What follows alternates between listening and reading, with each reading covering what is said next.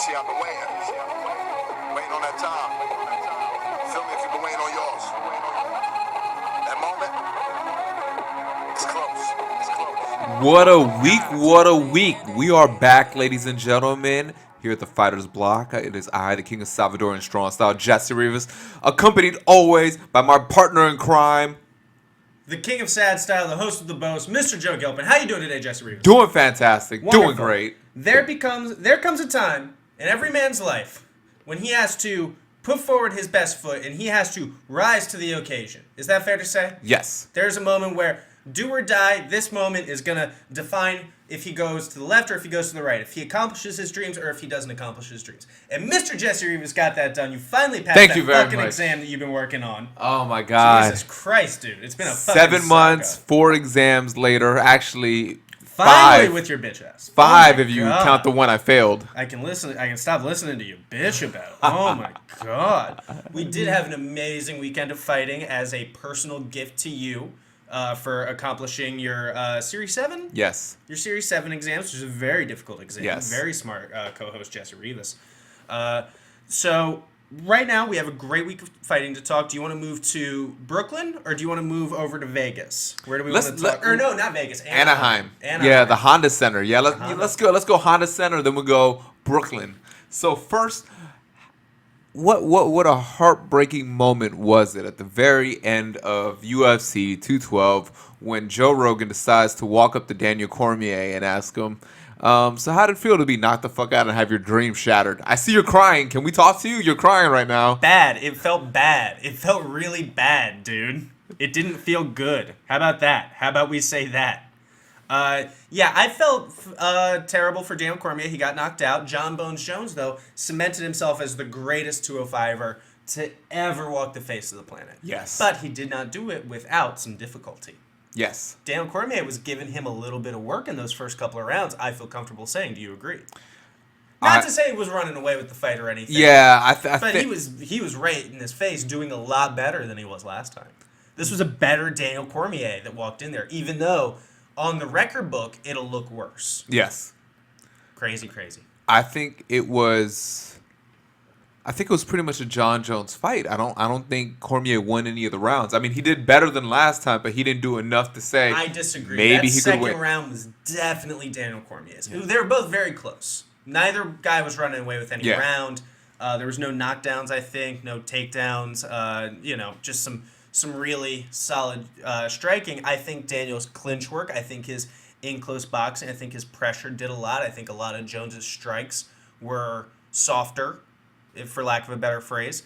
And I think that was on purpose. I think Jon Jones's game plan actually in this fight was genius. Set up the low push kicks because you know Daniel's going to walk right at you because Daniel wants to get the fight started quick because he thinks you have cage corrosion, as it were.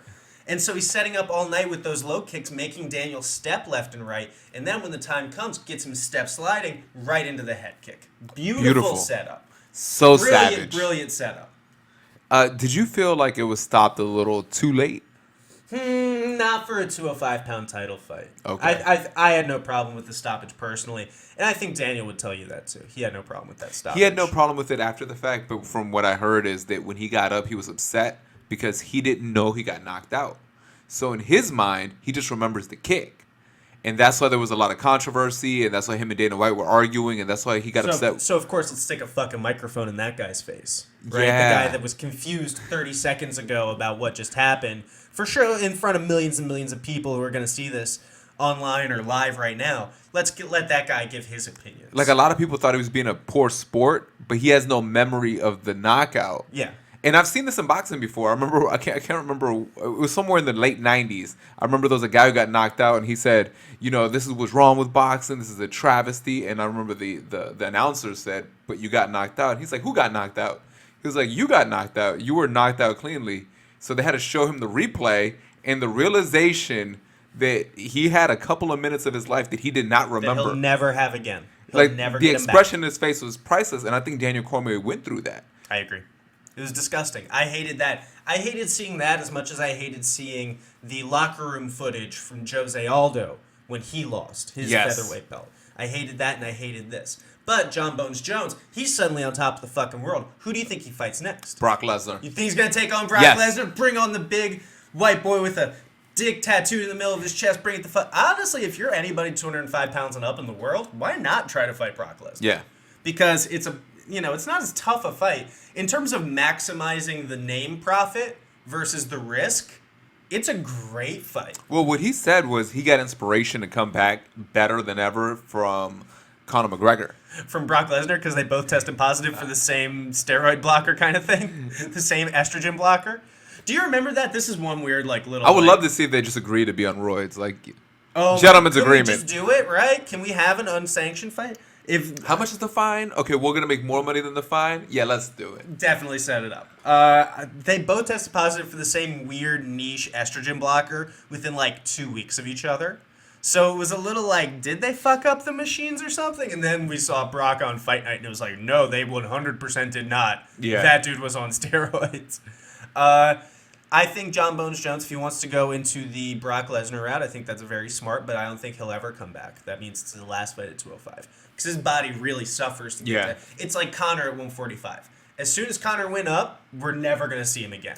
Well, that's one thing I said about Jones now in his 30s is the fact that he's not bones anymore. His body looks different. Yeah, he's not that same 22-year-old kid that debuted spinning back elbow against Stephen Bonner. You know what I mean? This is very different. I can't believe it's been that long. UFC 100 that was. It feels like it wasn't that long ago because he hasn't been in the cage for so long. No, it's been 6 fights. But, I mean, Jon Bones Jones is just... This is as much as he has been pushed in a long time, and it still wasn't even really that much. We're still not talking any knockdowns. We're still not talking any takedowns. He's the best fighter I think I've ever seen. The division's cleaned out. Which is crazy. It's a good division. Cormier, Gustafsson, these are good guys. These are good fighters. Shogun was a good champion that he took this belt off of and kind of took his manhood. I mean, Shogun was never the same after that fight. The only fight I would like to see him have is a rematch with Gustafsson. Gustafsson, it's the only one, right? Even Ozdemir, people are like, the Ozdemir fight's interesting. It's okay, Mr. Ozdemir, I'm sure you think it's Vulcan Sr. and we've been watching Vulcan Jr. No, there's one fight left. It's Gustafsson again. And they could do that at 220 if they wanted to. I just want to see him again. They could do it at any weight. And I'm sure that Gustafsson struggles to make 205. Oh, absolutely. Absolutely. It really shows a lot how much Jones does. And rely is not the right word, but it is what I'm going to use. How much he relies on that height advantage and the reach advantage. Because you took it away with Gustafsson and suddenly big problems. Yeah. Oh, my God. I loved it. I don't know if Jones would want that fight because if you can do a Brock Lesnar fight, you're just going to make so much more money. You're going to make so much more money, but all of the UFC heads want the Gustafsson fight. You know what I mean? But I will say, for both of those guys, it's kind of the Robbie Lawler, Johnny Hendricks effect, where you have a war and you walk in for the second fight. It's hard to walk into that. Yeah. Knowing that last time you nearly died. I mean, both those guys went to the hospital. They said Jon Jones was having basically seizures in the back from the exhaustion alone. Jesus. I know. His body just was in shock from the amount of adrenaline that had to be pumped through his body just to not die. Wow. So, I mean, for him to be okay, let's sign that contract to do that again, no problem. That's a tough thing to do. That's a tough sell. That's a tough sell. Moving on, we had the welterweight title was defended against the greatest jiu-jitsu specialist to ever exist in the welterweight division versus Tyron Woodley, one of the biggest genetic freaks in the history of the welterweight division, and it was boring. It was very boring. I liked it. Recap of the fight: Damian tried 21 takedowns, didn't get any of them, and then they looked at each other for a while. This was. I apologize for saying this was going to be fight of the weekend. I'd like to start with that. Joe was incorrect. I enjoyed it, but I know the casual fan I liked wouldn't. the first 2 rounds a lot. From there on, I was like, okay, this is some bullshit. Because Damian, it didn't seem like was switching up his game plan like he has before. When I saw him fight a guy like Jorge Masvidal, who's not as good a wrestler, he was having trouble taking him down, no problem. He was pulling to the half guard, to the deep half, getting underneath of Masvidal, and then coming up with the single leg into these awkward jiu-jitsu style positions where he lives and Jorge has never been. You know what I mean? So I expected a lot more of that, especially against such a good wrestler. I was amazed that Damian really didn't have a game plan for this fight. Whereas Tyron stayed on his game plan. He had a plan A, and then when plan A didn't work, he was like, well, shit. I guess it's plan A plus. Yeah. Which is try plan A even harder. And Tyron did tear his labrum in the first round. Important to note. And he wasn't really able to bring any of those hard overhand rights that I think a lot of people were hoping for. Fair. You know, I saw a boxing fight one time where it looked like hopeless. It looked like the guy only had plan A and that was it. So his promoter, in between the rounds, got together with the other guy's promoter and got together... While the fight is going While on. the fight is happening. And got together with, I believe it was HBO, and got together with the guy's coach. And then they all decided, let's make it a 10 round. We don't have to go all 12. And that's the only time I've ever seen it happen. But that's fucking I crazy. felt like this during the Tyron Woodley versus Maya fight. Like We what? get it after 3. Yeah, we got after 3. Like there's Yeah. no reason to go the championship rounds. You and Damien would be like, yeah, that's probably true. I can't get mad at that. Like they went to his corner and they were like, "Do you guys have another plan?" No, we're just gonna ride this one out. 3 rounds. 3 rounds. I was really surprised at... Should they do that? By the way, is that something that should be a you norm? gotta give it to people. You gotta Okay. let them, because they're holding back a little, maybe for those later rounds or something. You don't know. If you tell people to prepare for 5 rounds, they have to be prepared for 5 rounds. Having said that, this fight was fucking awful, and this is the second in a row time that Tyron Woodley has turned in a terrible, terrible fight. And you have a rant dedicated to this. I know you do. We spoke about it, so give it to the people right now. Oh, about the underappreciation of Tyron Yes. Woodley? I think Tyron Woodley, we talked about it a little bit last week. I think he's a very underrated champion. This is a guy who took on the best striker in the planet in the cage at 170 pounds. Any disagreement? Stephen Thompson? Is anybody a better striker actively? No. Yes or no? No, right? Maybe they're on the same level, but they're not better. Damian Maia, best jiu-jitsu fighter ever in MMA. Agree or disagree? Yeah, I agree. He took on both of them, and he's still the champion of the world. That should be applauded. But right now, everybody's down on him and pretending like he's some scrub who can't figure it out. Bull fucking shit. This guy is a stud. He has everything. He has the body of a Greek god, except for the fact that he's black. But maybe the Greeks were black. Some people are. Some Hotep dudes tell me that sometimes, you know what I mean? Like, Greeks were black, Jesus was black, magnets only work if you believe in them. Just like weird theories they have. This guy hits like a truck. He can wrestle. He can box. He sticks to his game plan. He's one of the smartest fighters I've ever seen in that cage. He has a great story. He came up from Ferguson, Missouri. Missouri, a state, by the way, that's so bad. Did you see this? The NAACP this week put out a release saying, don't go to Missouri if you're black. Wow. That's how bad the National Association for the Advancement of Something People, I forget the word, they put out a statement saying black people shouldn't be in Missouri right now. It's that bad. So this guy did not come from good circumstance. He's college educated, all-American, has a podcast, media savvy, does everything right, and still Dana White comes out and says, well, you're not getting the GSP fight. I'm going to give the GSP fight to the guy who's going to retire immediately after, Michael Bisping. Is there any doubt that Michael Bisping will retire after the GSP fight? No doubt. No doubt. There's no doubt in my mind. Maybe one more fight, but not really. So you're not going to get anything out of that. You know what I mean? You should bring back GSP. You should put him in there with your young lion. Because maybe your young lion beats up GSP, and then suddenly you have everybody saying, well, shit, Tyron Woodley is the greatest of all time. I have to tune into this. Well, I like to see things from different angles, and I felt the exact same way when I first heard what Dana White did. But if you look at GSP's point of view, you've already been the welterweight champion. Why would you want to fight another one? What, you're going to be the 3-time welterweight champion? He doesn't want that. But then you have a highly winnable fight against a bigger name, which is Michael Bisping. Great story coming in. He's a weak champion perceived by many people. That might be correct or incorrect, but if you're GSP, you think that's the weakest champion. Why? I think that's a bigger fight for him. I don't disagree that money-wise that's a better fight for GSP. But GSP did not pull the Michael Bisping fight and pull the Tyron Woodley fight off the table.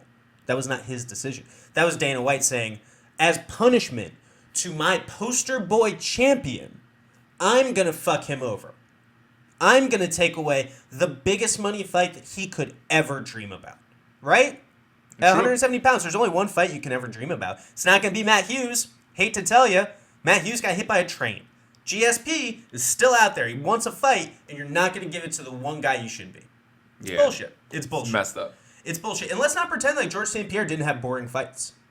Georges St. Pierre was not an all-action fighter. Georges St. Pierre was in fights just as boring as this one. That's true. Dan Hardy, Jake Shields, Josh Koscheck. These are all terrible fights. Josh Koscheck was okay, right? But at the end of the day, really, it was a guy jabbing out for 5 rounds and another guy not able to do anything about it. That's not an exciting fight. Dan Hardy, that was not an exciting fight. That was one guy. That was an American dude or a Canadian dude holding down a British dude who didn't know how to wrestle. That was not an exciting fight by any means. You could go back later, and the technical breakdown of what was going on was amazing. But that 25 minutes sitting there watching it, the half hour when you consider the time in between rounds, is terrible. It was boring. You got to drink beer just to feel something. I mean, come on. So I think it's a double standard when GSP was the poster boy among poster boys, and Tyron Woodley can't get a fucking second look. True. Can't even get his own main event. What do you think of people being upset that Tyron Woodley put out a statement saying that since GSP will not fight him, that he should automatically be considered the greatest welterweight of all time? I think that's smart marketing by Tyron. Nobody believes it. You know what I mean? So many people got upset about that. I saw that shared and tagged to me so many times with so many angry comments. People were so upset. Yeah. GSP lives matter. Fuck out of here. Moving on, we have the coronation of the 145. Oh, real quick, before the 145-pound business that we get into. Yeah. Who is Tyron Woodley going to take on next? He does need to take some time off for his shoulder. I heard rumors of Masvidal. Masvidal, really? Man, I am just still not sold on Masvidal. I want to see the Lawler rematch. Yeah, I want to see the Lawler rematch, too. I think that's the fight we're going to get. I think we're going to get the Lawler rematch. When I look at this top 5, I mean, there's a guy, Jorge Masvidal just lost his last fight, if I'm remembering correctly. He hasn't fought since Damian. Damian he's already beat. Stephen Thompson he's already beat. Condit's retired. Cerrone would be a good fight. But Cerrone just lost to Cerrone, Robbie Lawler. Oh, yeah, you're right. On this card. I don't think he should have, though. I thought, like, in my head, I thought he won. Talking about it. Yeah, let's talk about it now. Okay, let's talk about it. Let's Robbie jump into Lawler it. Beat Donald Cerrone. All the scorecards had it 29-28. I think the CompuBox, Fight Metric or whatever it is, the stats showed that Robbie Lawler did have the numbers advantage by a little bit in the first and the third round, and then Donald Cerrone ran up the score in the second round, right? So the final fight numbers might be a little skewed. I think Robbie Lawler took that second round off, which he has a history of doing. Yeah. I think he had enough output in the first and the third to make it happen, and he came out like a fucking nightmare. He came out like he had a girl in the back text him, "Yo, I need you at my place now. These cheeks are ready." And he was trying to get out of there. Has any chick ever texted? I don't think that's important for the story. Is it? I've never heard a woman refer to her body that way. That sounded like a real Listen, I'm sorry. I'm out here fucking twos. So they text you weird shit. They're not used to the attention. Treat a 2 like a 5, she'll love you forever. That sounded like a very grinder conversation. It sounded like a dude was texting Okay, why another you dude. know that, though? If we're going to get messy. Why you know what grinder conversations sound like? If you're going to put me on the fucking thing. If you're going to put me on the Barbie here. Fuck out of here. I thought Robbie Lawler won. Yeah, see, I thought Cerrone. First round, he was coming hard, right? I thought he edged the third round just a little bit. I had Lawler winning the first. I had Cerrone winning the second. The only controversial one is that final round. I agree. And I mean, even Cerrone had like that look, and Lawler had that look like they both weren't really sure. So it was a close fight. No robberies here, I agree. Yeah. But I did give the edge to Robbie Lawler, who looked great, and I think he continues to show what an older fighter who is smart about his training can do. Because he's out here putting himself in line for another title shot. One thing I will say about Robbie Lawler is, I don't know if it's his plastic surgeon or if it's genetics, but he looks great for an old fighter who's been hit in the face a bunch of times. A lot of times, right? It's the not sparring in the gym.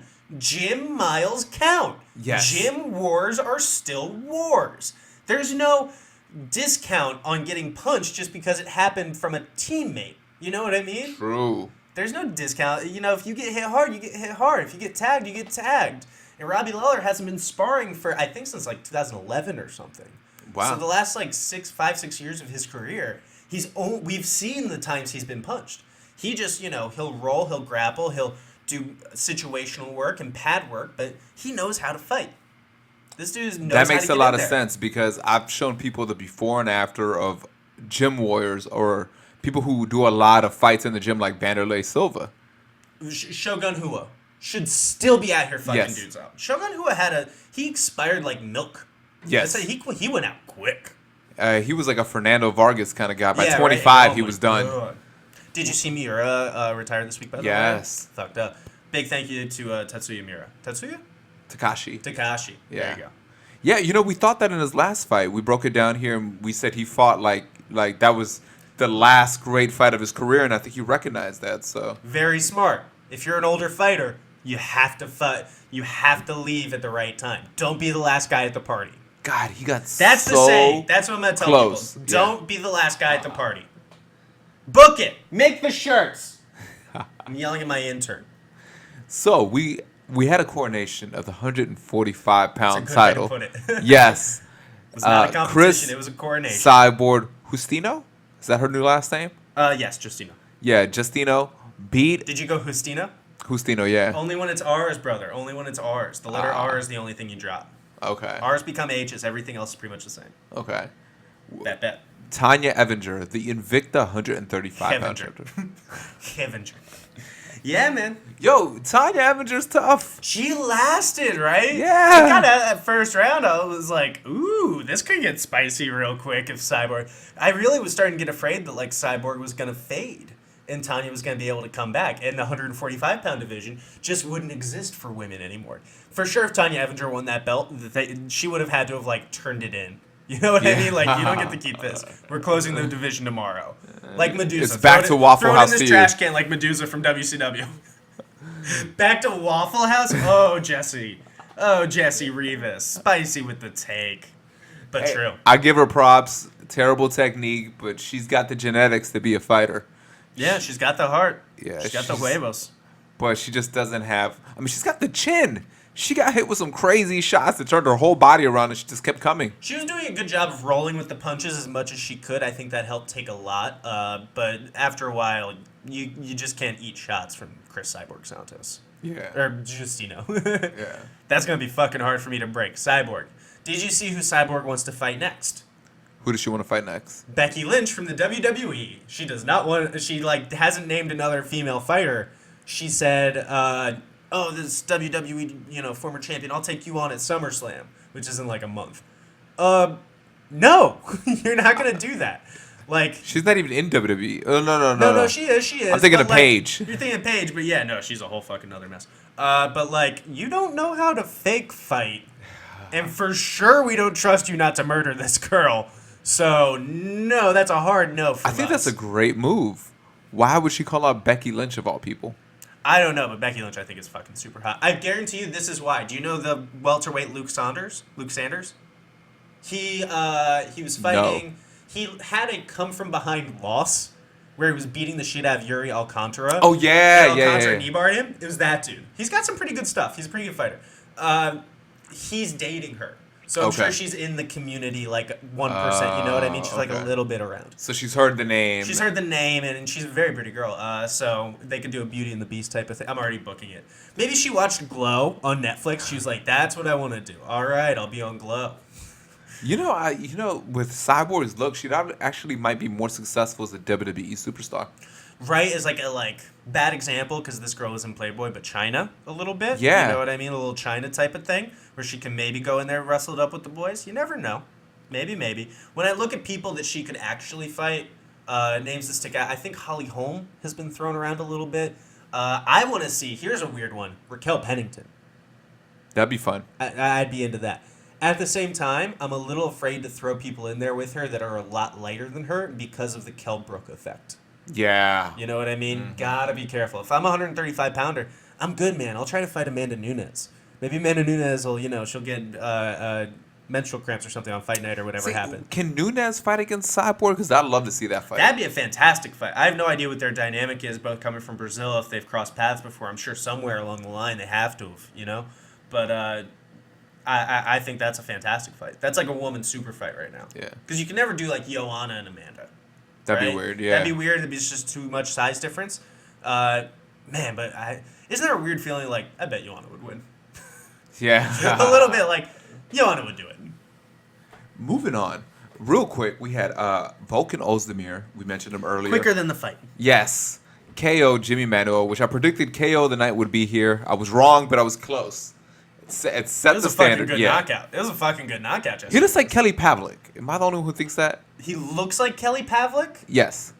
A little bit, I guess, in that he's a bald white dude. He's got the same kind of shaped face. He doesn't really have a chin. Yeah, I can see this. I can see this. If they could definitely be in the same police lineup. You know what I mean? Yeah. Which of these men knocked you out in 42 I seconds? think Ozdemir from here should fight another top 5. He's third in the world. It goes Jones, Cormier, Gustafsson, Ozdemir. This is a very weak division. Well, he's also destroying people in like the first round. True, and Jimmy Manuel was high up there. I mean, Jimmy was top 5. And when he beat Misha, people thought it was a fluke, but he beat him in the first round too.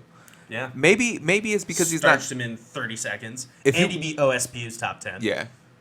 I think people are disillusioned with him because he's not marketable. Like if he was out here talking trash, saying stuff in broken Russian. He's Swiss. He's just neutral about everything. That's how the Swiss are. They're always in the middle. There are some dog shit names at 205. Not dog shit. That's very disrespectful. I already see that. As soon as I heard it come out of my mouth, I'm sorry I said it. There's some very unrecognizable names at 205 in the top 15 for the UFC. Check it. Number 9 is Misha Serkinov, who we already talked about, got knocked out in 30 seconds in his last fight and has never beaten a big name. At number 11, you have Rogerio Nogueira, who I for sure thought was retired. You have Tyson Pedro at 13. You up on Tyson Pedro these days? You a big Tyson Pedro fan? I like that name. I think that's a good name. Do you know anything about the fighter? No. Could you ever pick him out of a lineup? Okay, pick out this name. Gaji Murad Antigulov. At Don't know number that guy. 15. I have no idea who that is. And I watch, literally every fight. I keep a list of fights I need to watch. I'm, 20 away from having seen, every UFC fight ever. And I have no idea who Gaji Murad Antigulov is. And he is top 15 in the 205 division. They need to fucking go get some more 205ers. Yes. Right now. Well, I mean, now. What's happening in that weight class is what's happening in boxing in that weight class, which is mostly Eastern Europeans. Yeah, a lot. So the light heavyweight division, that is 205, which would be cruiserweight in boxing. That's full of a bunch of names I can't pronounce. But when I watch it, I'm like, that guy's good. Yeah. No one's going to put him on HBO, but he's you got the Lebedevs, and you got the Usyks, Vasyks, and you got all these names that no one's really going to be able to pronounce in America. I know that is definitely true, and that is just how big the athletic Russian build tends to be. And Polish. There's a lot of Polish people that are that Polish, side. Ukrainian, there's a lot of great fighters out there. And I know this is true because recently United World Wrestling was talking about redoing the weight classes, and they did redo the weight classes. Is 205 just dominated by Eastern Europeans? Actually, no, there's a young American kid at 211 that just fucks everybody's life up. Kyle Snyder from Woodbine, Maryland. Fuck yeah, stand up. 19-year-old world champion, 20-year-old Olympic champion. He's just fucking that good. But when Russia put in the weight classes they wanted, it was okay, we want a weight class at 145, 170, and then 205, 210, 215, 220. It was just stacked full at the upper weights. It was unbelievable. Yeah. Fake news. You know what? One big take that I had from UFC 214 was Josh Berkman needs to retire. That is the saddest loss I've seen out of him. You're going to lose in the opener of Fight Pass to a guy no one's ever heard of in the first round. That was really rough. I agree 100%. He needs to retire. He retired once. He left his gloves in the middle of the cage last time. So to see him back for this one and then get starched in the first round. Did you see that guy got in a little bit of trouble, by the way? Drew Dober. No. Because he was so big. California has weight restrictions on day of. They don't have restrictions, but they weigh you again. I think they're going to put in restrictions at some point about, you can't gain more than, 10% of your fight weight. Boxing's talking about doing that as well. Yeah, well, it's an athletic commission thing, so it would be across the board. Yeah. And Drew Dober, I think he was allowed to gain, 17 pounds by the commission, their, recommendation. He gained, 35. Jesus. Yeah.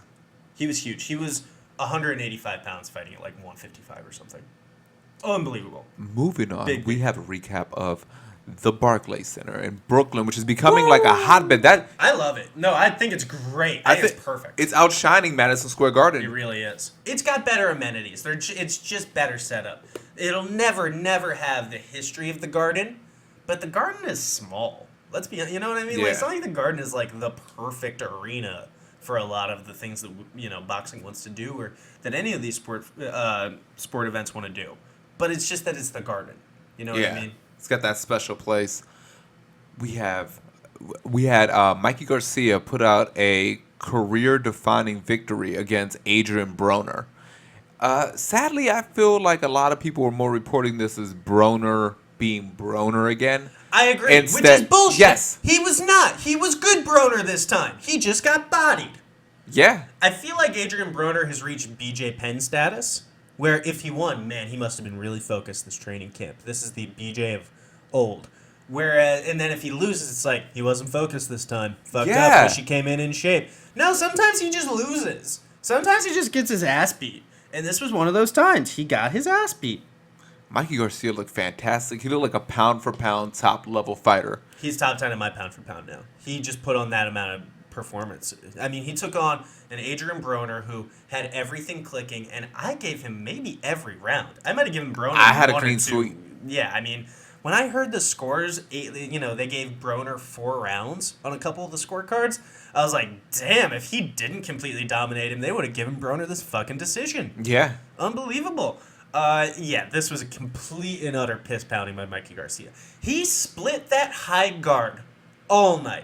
Broner just thought Broner was hanging out in the high guard, which he does often, thinking he was gonna be cool. Mikey just fucking came right through it, split it like a knife every single time. It was technically perfect. It was unbelievable.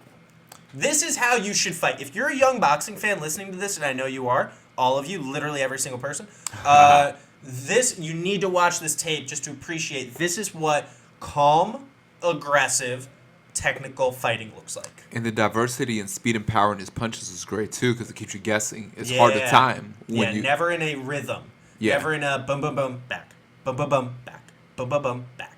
That's when you get fucked up. He was never in a position to counter. And he put himself on the map at this weight class. And he has made himself the target of a lot of big money talks now. People are talking about him and Terence Crawford if Terence Crawford doesn't move up. People are talking about him and Lomo when Lomachenko moves up. That seems to be the fight that they really want, is him versus Lomachenko.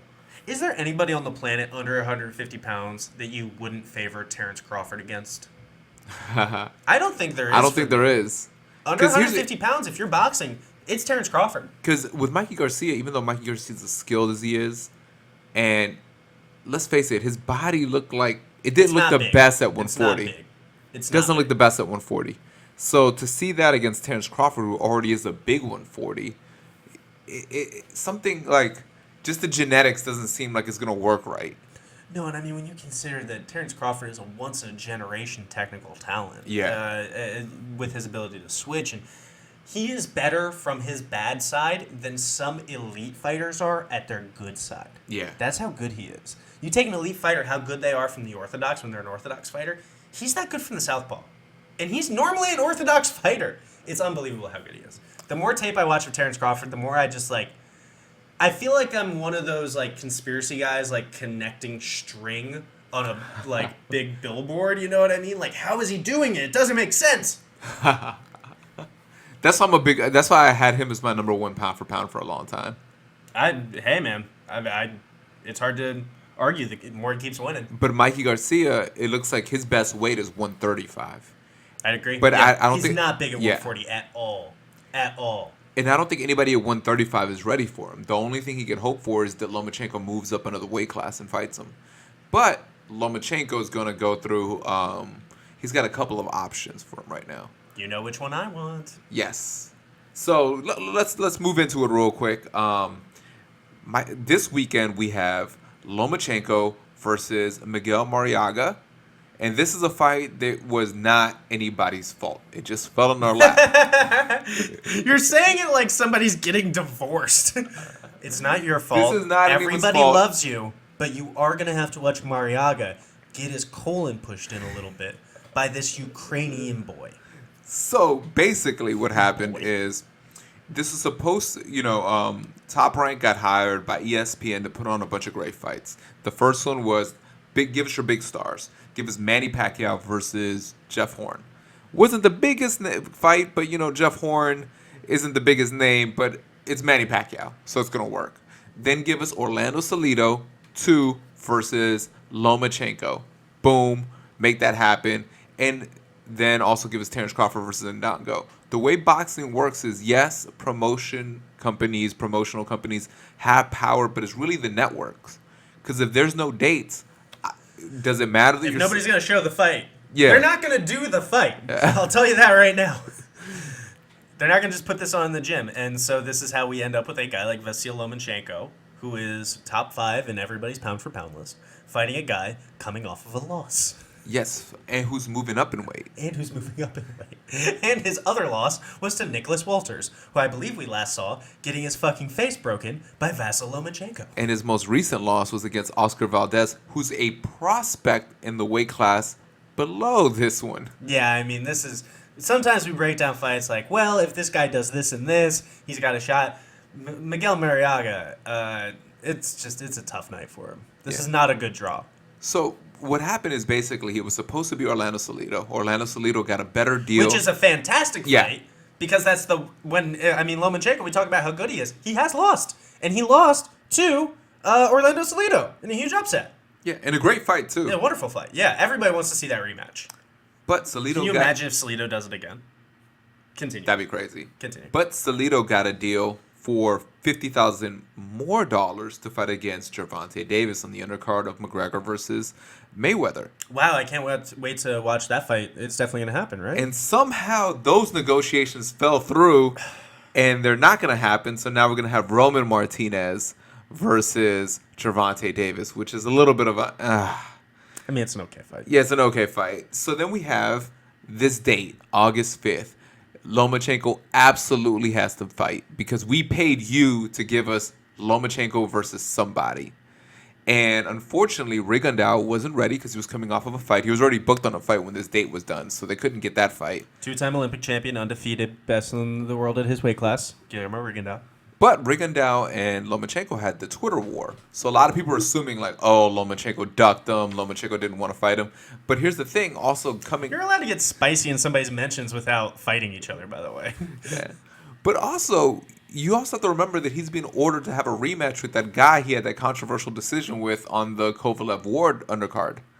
Oh, yeah. Flores. Yeah, so Flores, it's not even like it's an option on the table. Quick, yeah. And Lomachenko and Rigondeaux have talked on the phone, and they've settled things. So the fight can't happen. How the fuck did that work? Lomachenko only speaks Ukrainian. I don't think Rigondeaux speaks English.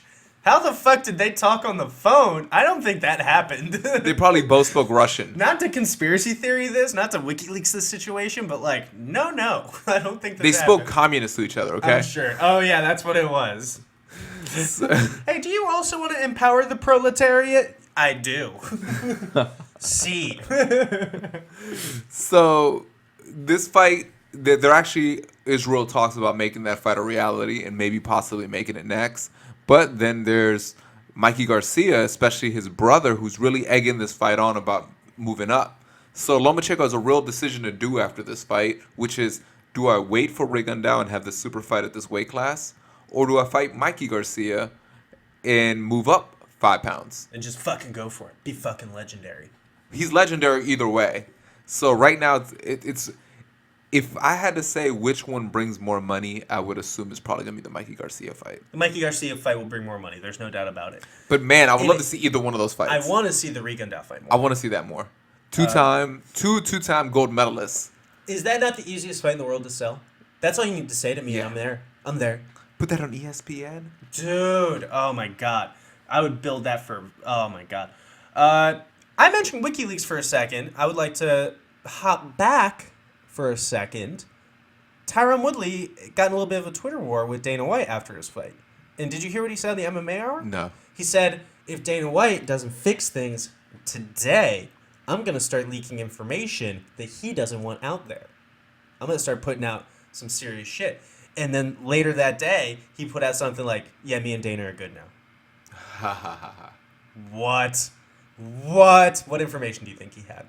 I think he's racist. Either the Dana White says some like racist shit, or the Dana White was fucking somebody. I've always Fucking heard Ronda. I've always heard that Dana was fucking the fighters. I've heard that before too. I think he was gonna like put out like Dana was fucking Ronda, like be like, because I think like it's kind of like understood a little bit that like maybe, you know what I mean? Yeah. But for like a UFC champion to come out and say that, that's an ESPN headline. You know what I mean? And that's a big problem when they're trying to make positive money for WME. Well, there's always been... Isn't that crazy though that like a fucking UFC champion was in a war with Dana White saying like, I will release terrible information about you that I got from the Russians now. Wasn't that something that Brendan Schaub also hinted on his podcast? Oh, plenty of people have hinted at it. Yeah. I'm not pulling this from nothing. I'm pulling this from a lot of like speculation and side conversation. But there's never been somebody as high profile as Tyron, while active, out here putting it on the table, putting the drama on the table. Real quick, I want to give a big shout out to Jarrell Miller. He had a fantastic performance against Gerald Washington. Yeah, this heavyweight kid you were real excited about. Really excited about him. He's a former K1 fighter. His only loss in K1 has been his 2 losses to Crow Cop. He's a young kid, still in his 20s. He's damn. How do you fight Crow Cop? Then Crow Cop is back to K1. I forgot about that. Yeah, this is Crow Cop when he came back. Yeah. He beat Pat Barry in a kickboxing competition.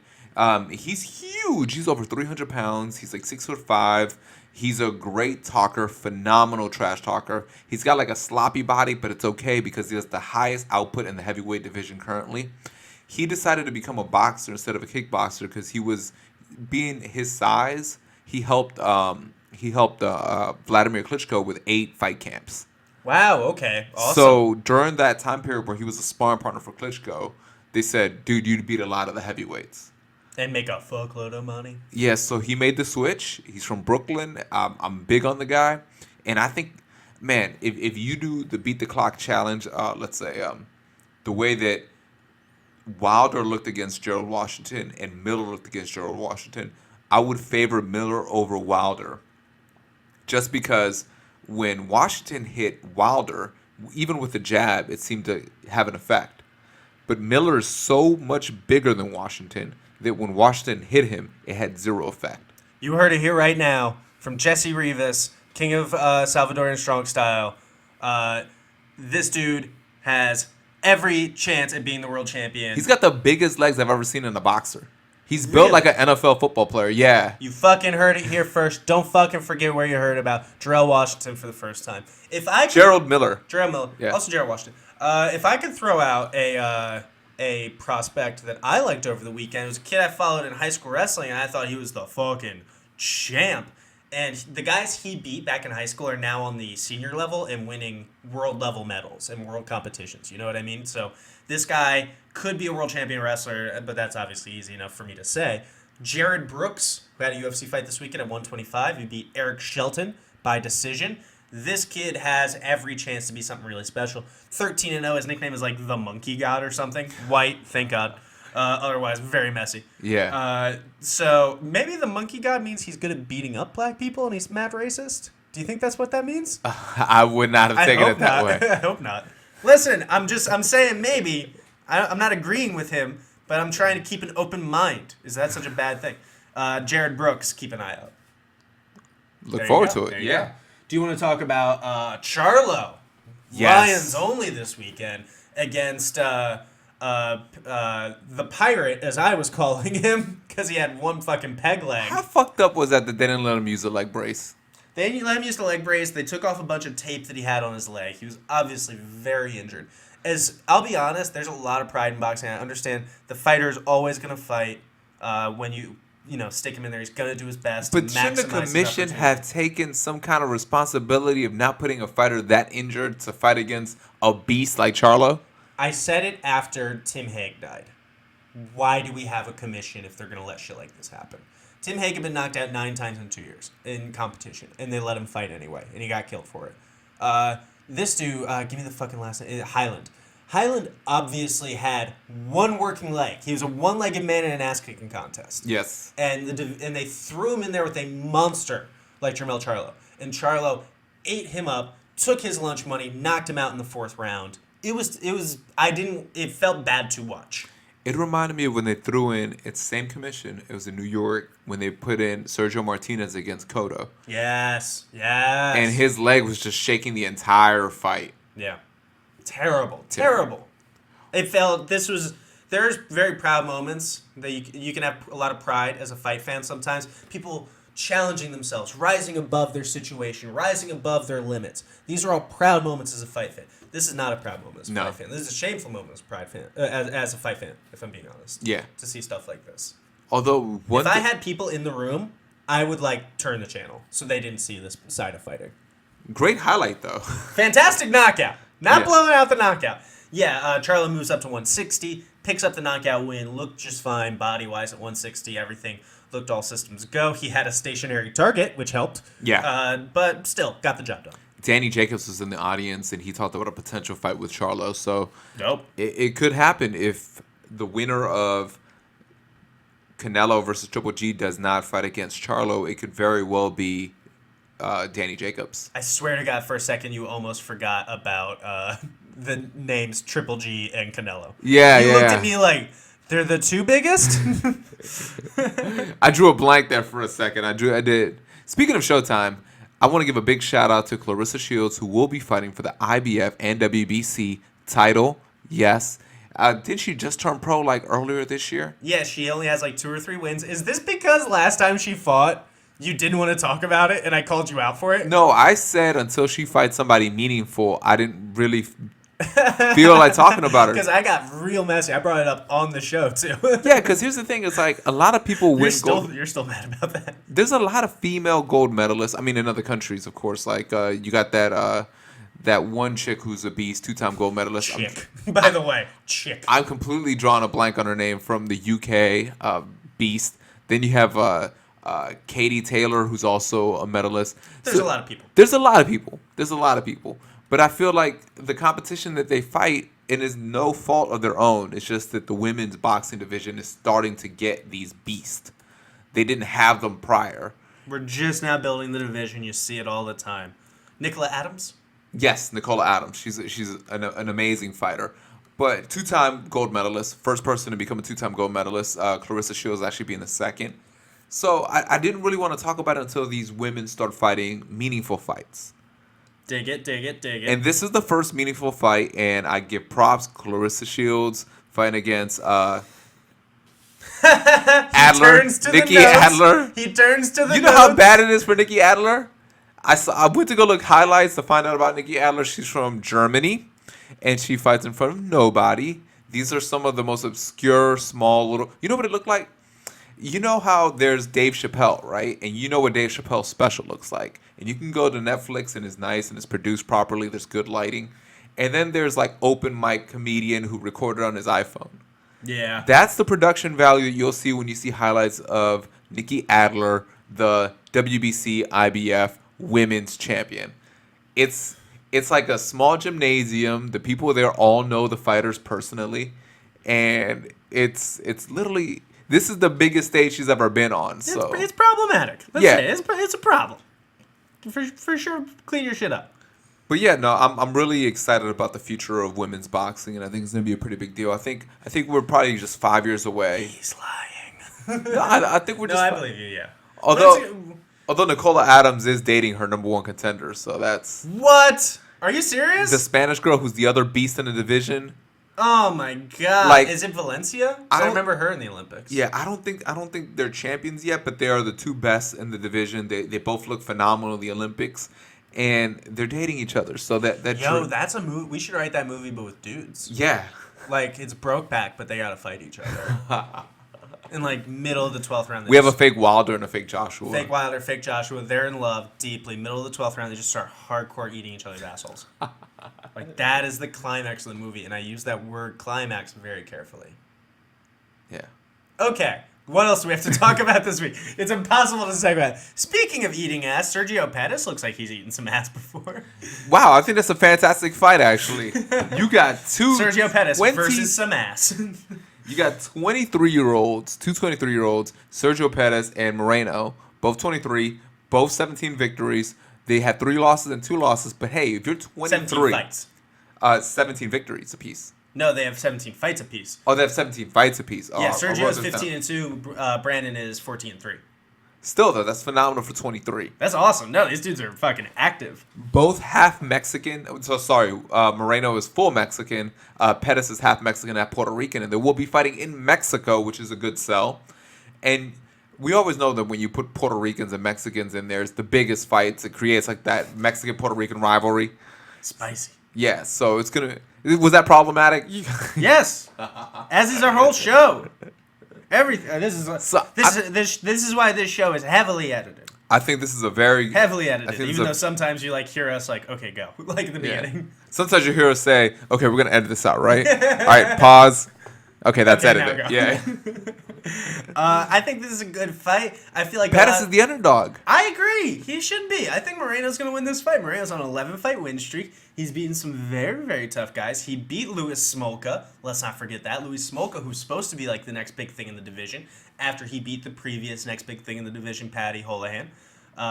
He choked him out in the first round. He picked up a close decision win over Ryan Benoit. Ryan Benoit, who, by the way, holds a victory over, say it with me, Sergio Pettis. When he was like 18.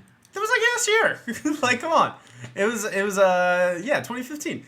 Fuck out of here. It's 2 years ago. He beat Dustin Ortiz, who's a very tough guy, choked him unconscious. I think Brandon, I like his chances to get this fight to the ground, control a lot of it. I don't think he's going to be able to pick up the submission. The Pettis brothers have very good submission defense, but I really like Brandon Moreno to beat Sergio Pettis.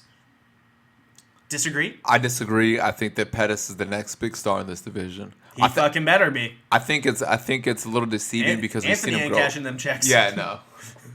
I think it's a little deceiving because we've seen him kind of grow up before our eyes. But I feel if he was coming into the UFC right now, given his record, we'd be a lot more excited. It's hard to get excited about this fight considering this fight probably wouldn't have like main evented the like Fox Sports 1 portion of last week's card. You know what I mean? Like. This card definitely is not strong by any means. This is another one of those fight pass. Let's see if anybody impresses us. Let's just get some guys out there. Let's be honest. This weekend is full of if you are interested in watching fighting. Hey, if you know one of these guys personally, you should tune in. It's those kind of fights. Like even the Clarissa Shields, it's like, hey man, if you really want to support women's boxing, watch this fight. But are you going to go out of your way and drop any plans to watch this live? There is one more fight we need to talk about. I just one? remembered. We might see this weekend the last fight of not necessarily a pioneer, but he was like a guy who he came in right after the pioneering class. Rashad Evans. Oh. Rashad Evans is fighting Smiling Sam Alvey, who is very good at knocking people unconscious. And Rashad Evans has not been looking good at all. He's a lot older. He's a lot slower. He's fighting in Mexico. More injury riddled. By the way, he's like the first fight on the card. Damn. I know. He's under Grasso? There's 4 fights behind him.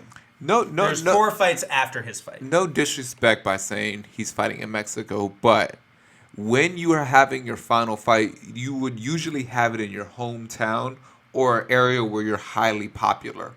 He's fighting in a place where he's not popular. In retrospect, like he's fighting. I agree. He's 100%. fighting as the opener. Like, let's just put it in Let's put it in perspective. No one in that crowd is jazzed up to see Rashad Evans. You know where we should have Oscar De La Hoya's last fight? The Ukraine. Yes. Clearly, obviously, the Ukraine. The opener, not the main. By the way, like 12th Ukrainian mention on this podcast episode, which is perfectly fine. They're great people. Shout out to my former boxing coach, Lubomir Murashik. Probably big shout out. His last name. Great guy. Rashad Evans has lost his last 3 fights since he returned from a long layoff. He hasn't won a fight since 2013 when he beat his chick is bad, though. I highly recommend. His chick is bad, right? Yeah. It feels like his last real win, crazy enough, was over Phil Davis. And that Phil Davis win, because when you look at his record after that, he lost to Jones. I think when he lost to Jones, he lost a lot of motivation. You know what I mean? It's hard to be motivated when you know you're not going to be the best. He's dropped to 185. He just lost to Dan Kelly, who fights like a fucking mummy. He got outstruck by Dan Kelly. If you get outstruck by Dan Kelly, Sam Alvey is going to knock your ass out. That's how I feel.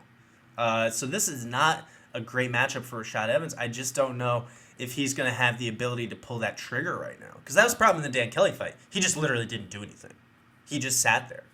And he got teed off on all night by somebody with awful technique. If you want to see fighting, we have Lomachenko versus somebody. We got 2 prospects fighting each other in Mexico. And we have the potential end of a guy you already thought was retired. Take your pick. Take your pick. Have fun with it. I love MMA, so I'm going to watch all this. I love boxing, so I'm probably going to watch it regardless because this is what I love. But, hey, sometimes they ask me, they're like, hey, this Chavez versus Canelo. Should I order it? Huh? Seen the hype. I was very excited. Yeah, right. And I got to send them like, no. And then they're like, Triple G, that guy's real, right? And I'm like, yeah, Triple G versus... I have to kind of tell people exactly which fight to really focus on. Hey, if you want to support these fights, I'm not against it. I understand why they're happening and the purpose for them. But is this something that I would say, drop your plans, don't do nothing, the watch same way this? we were saying last weekend for Jones Cormier or for Garcia Broner, like, hey, you should really be watching these fights. We're not as strong this weekend. You can check some highlights, for sure. And we want to give a special shout-out and a special wish for a speedy recovery to Tevin Farmer, who was shot this past weekend. Oh, my God, please. Yeah. Jesus Christ. So, stay safe out there, everybody. His brother was having a altercation with another gentleman. They were having a verbal sparring match. And in the middle, Tevin Farmer tries to play peacemaker. And the guy who his brother was having this altercation with pulls out a gun, shoots his brother, and shoots him. So, shot him in the hand. Luckily, he's not. It wasn't anything critical. Unfortunately, his brother is also still recovering from that gunshot wound. So, we wish them a speedy recovery. And Tevin Farmer, if you've never seen him, he's a phenomenal boxer. And hopefully, he can get a title shot when he recovers. Fingers crossed. Blessings up. Do you have anything else for the week, Jesse Rivas? Nope, that's it. I want to throw one quick shout out here at the end. Team USA, the Junior Wrestling World Championships happened this week. That means under 21 years old. You have to be under 21 to compete. Or if you're from an Eastern Bloc country, whoever they fucking want to. Honestly. No, so, and they're very open about it. Like, yeah, the rule says we have to produce a birth certificate that says they're under 21 years old. We'll give you a piece of paper saying they're however old they need to be. Yeah, he's under 3 years old. We'll give you a piece of paper that says that. No problem. And so the Team USA boys, who are often, 17, 18 years old, are at a little bit of a disadvantage for that because they are facing guys who are 24, 23, a little older than they should be, right? Team USA, for the first time since 1984, junior world champions as a team. Fucking stand up. Very proud right now. That's awesome. They battled. We put out of 8 weight classes, 6 in the finals. I think we had 3 champions. Fucking great performance all weekend. It was beautiful. Big shout out Team USA. Good job, boys. Keep it going. For all of us here at the Fighters Block, you can check us out on social media. Please find us on Facebook. You can email the show, fightersblockpodcast@gmail.com, if you want to argue with Jesse and myself about why you're wrong or we are so correct. If you like the podcast, make sure you're saying something to people you like. Find us on iTunes, on whatever. Leave us a 5-star review. We're going to be trying to get up on YouTube soon. That'll be dope. Find us there. Jesse, do you have anything to talk about to the people? Put yourself over, Mr. Jesse Rivas. Yes, J Rivas Comedy on Instagram and Twitter, and follow and look me up, Jesse Rivas, on Facebook. For everybody, from me, Instagram, Joseph M. Gilpin, Twitter @BadTweetist. Please find me there. We have shows coming up. It's going to be a dope time. For all you guys here on the show, we're going to go watch some fights. See y'all soon.